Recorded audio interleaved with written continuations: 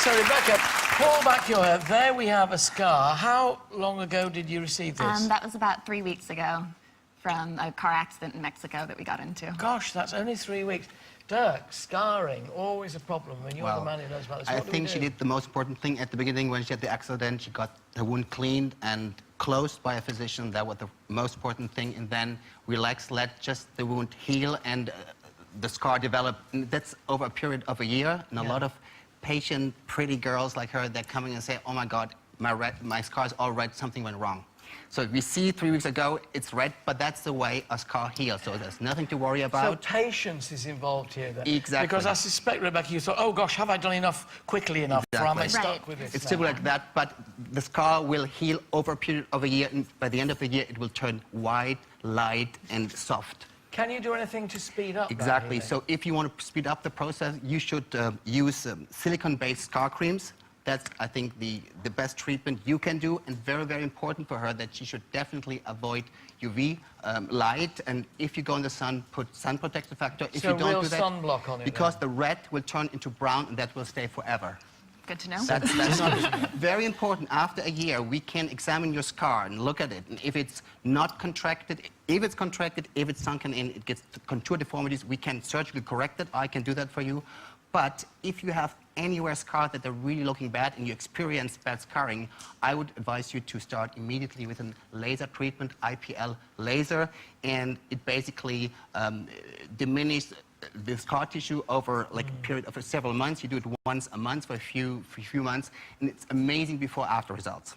But that is amazing, the fact that it's patience as much as anything. Because I think we would all worry that we had to do it instantly or it would be too late.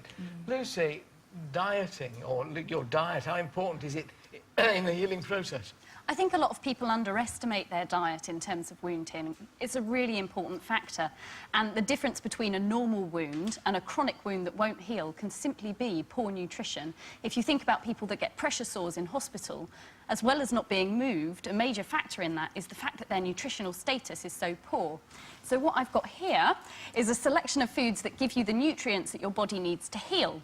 First and foremost, you need enough calories and you need fluids. You then need enough protein. And this is because protein provides the building blocks of the tissues that are going to allow that healing to occur. But you've also got to get the blood to the site of the wound and the oxygenated blood. So you need micronutrients like iron and zinc. So particularly things like red meat, beef, and also shellfish, things like oysters, lobsters and prawns. They're full of zinc. You're in for a good time, Harry.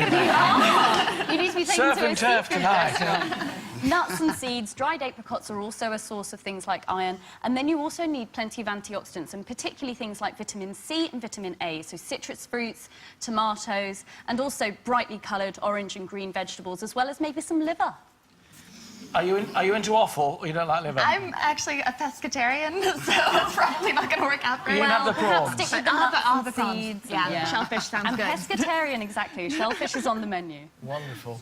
Don't forget, always seek advice from your GP in the event of a head injury, and if you're considering plastic surgery, always do your research. My thanks to Rebecca for joining us today and sharing her scar with us. It'll get better, which is nice to know. Our doctors will be back again later in the show for an open clinic, so if you've any medical questions you'd like answering, do send your questions to alan@itv.com or visit our Facebook page. But for now, my thanks to Dr. Anita, Lucy and Dr. Dirk Kremer. Thank you very much, Luke.